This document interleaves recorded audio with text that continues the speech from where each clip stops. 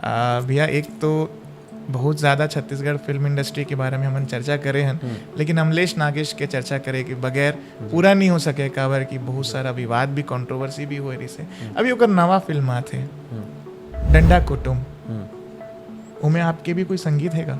बहुत बधाई देना चाहूँ अमलेश नागेश जी ला कि उनकर जो टीम है अपन फिल्म के लिए खूब अच्छा कहानी लिखा थे, संगीत बना थे। तो अगर मैं ओमा कोई भी माध्यम से जुड़ा था तो मोर लिए गर्व के बात है।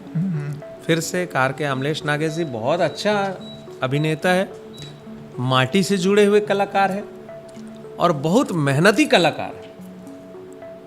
साथ ही साथ बोला एडिट के भी ज्ञान है, स्टोरी के भी ज्ञान है। तो मैं बिल्कुल उनकर कला ला बहुत सम्मान करता हूँ, उनकर कला ला। और मैं बहुत सारा शुभकामना देना, बधाई देना भी चाहता हूँ अमलेश नागेश जी ला। उनकर फिल्म नया ऊंचाई ला सफलता के कदम चूम